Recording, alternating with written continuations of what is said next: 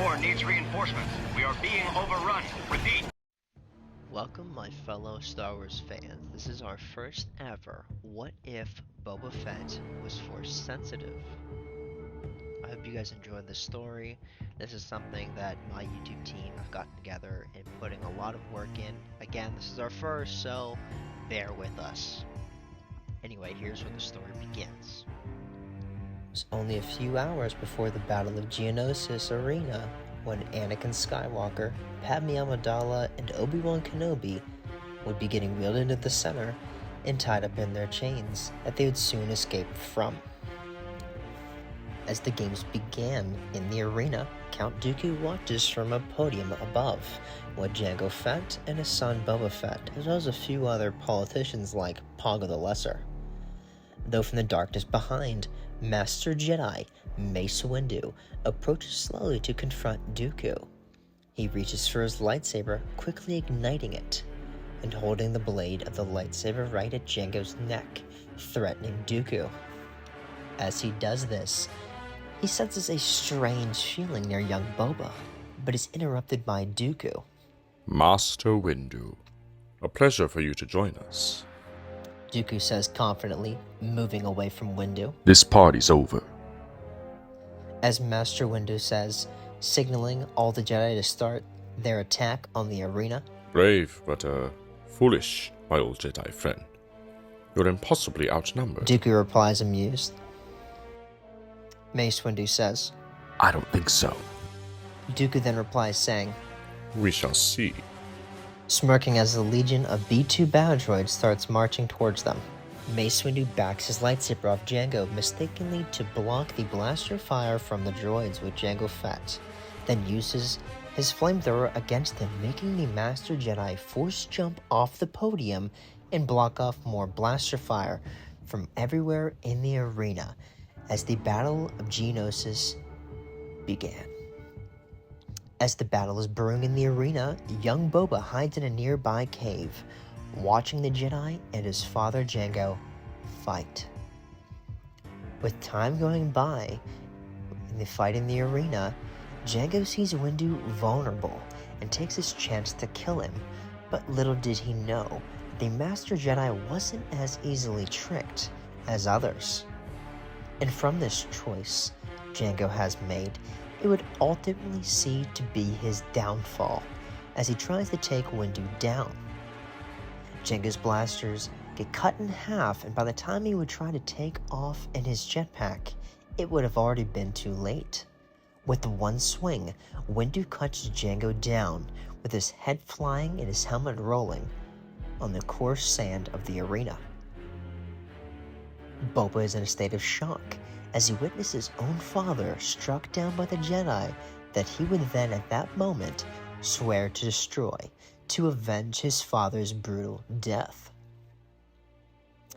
Hours later, after the Jedi took the battle from the arena to the rest of Geonosis, young Boba Fett, with so much anger yet also sadness, carried what was left of his father and buried him somewhere in the center of the arena, marking his grave with some droid parts spelling JF for Jango Fett.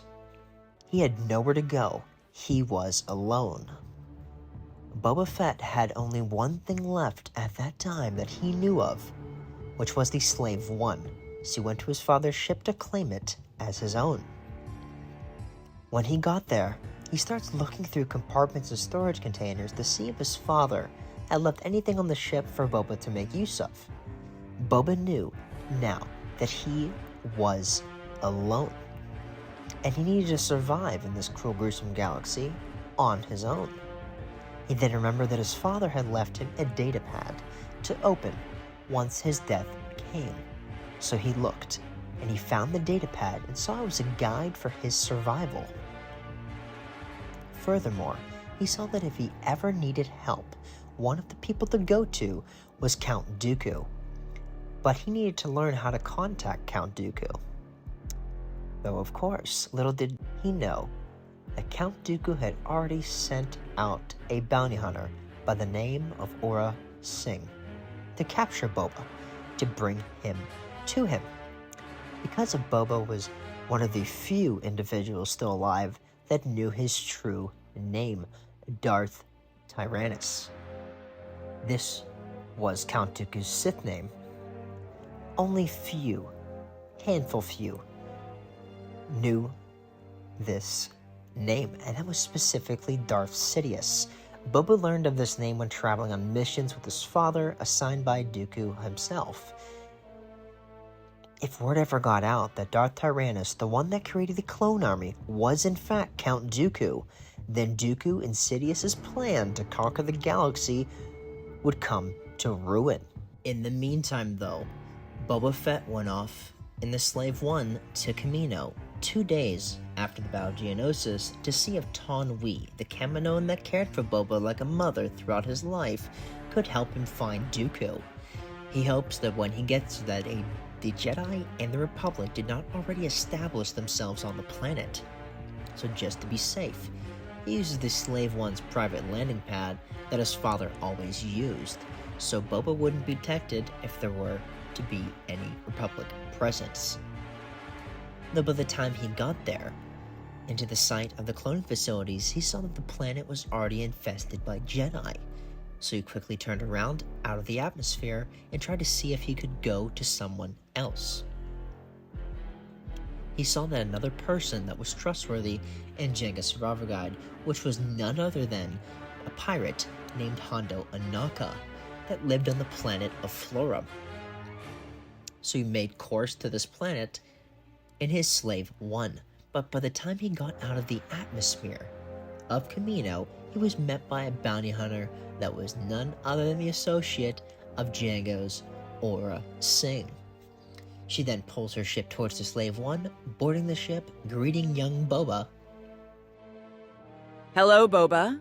I'm here to collect your bounty. What? Who put a bounty on me? I didn't do anything. A job is a job, kid. It's nothing personal, just business. So we can do this the easy way or the hard way. Count Dooku wants you alive and well. It would be a shame to have to drag your near-dead body to him. Boba, even though shocked that Dooku put a bounty on him, sees no other option than to comply with Aurra's demands. So Boba was captured by Aurra Sing and brought to Count Dooku in the Slave One to the planet of Raxus Prime, the capital and core world of the Separatist Alliance for most of the Clone Wars. It was a planet filled with mostly junk and other useless things, though one of the true reasons why it was the capital was because of an ancient Sith superweapon called the Force Reaper that lay dead beneath the planet's surface for thousands of years, since the time of the Old Republic era with Darth Revan and Darth Malak. Count Dooku is trying to excavate this weapon and use it against the Republic and the galaxy as a whole, while using the planet's capital as a cover-up for his operations. When they landed at Raxus Prime, Count Dooku met with Boba. He acted apologetic, telling young Boba that he felt he was responsible for Boba's father's death, being kind and calm to Boba and reassuring him that he would take good care of him. After talking to Boba, he pays Aurra Sing with a good sum of credits, as well as anything on the Slave One, including the Slave One itself. You have done well, Bounty Hunter. I hope to see you work for us more in the future. If it pays well. Though Boba, don't take it too personally, kid. It's just business, as I said. Aurra replies as she walks off into her new ship, the Slave One. Boba gets a feeling of betrayal and anger as he sees his own ship, his father's ship, flying away by a stranger he thought to be a friend of his father's. But he recollects himself soon after reminding himself what his father always taught him, to never give up, that there's always a way out of sticky situations like this. After Aurra Sing leaves, Count Dooku sends Boba to his room with 2 guards in Dooku's mansion underground inside Raxus Prime, though something didn't sit right with Dooku when he was near him. He sensed a strange, force-like feeling surrounding the young Boba Fett, so he decided to keep a very close eye on the boy. It's been a few days since Boba arrived on Raxus Prime, and he began to regret trying to find Dooku. even though he didn't have any other choice in the first place. The room that he stayed in since he arrived was a small and claustrophobic, way much worse than his room on Camino. He had nothing to do than to play with a few puzzles and sit in his room all day and try to think of how and why everything went so wrong so fast. For it was only but a few days ago that his father's life was taken from him as well as his ship. Though he had a bed, nice clothes, and would always get food every day by Dooku's protocol droid, it didn't matter to Boba. All he was focused on was to find a way to get off planet and to take back his Slave One. But it wouldn't be easy since there was always 2 guards that would be outside of his room. Yet young Boba always found a way to get out of these sticky situations, as his father's always taught him.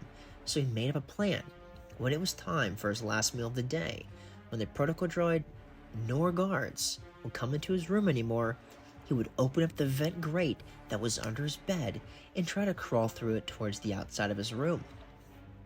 Boba, being confident about this plan, waits patiently as the protocol droid opens his room door to deliver him his dinner.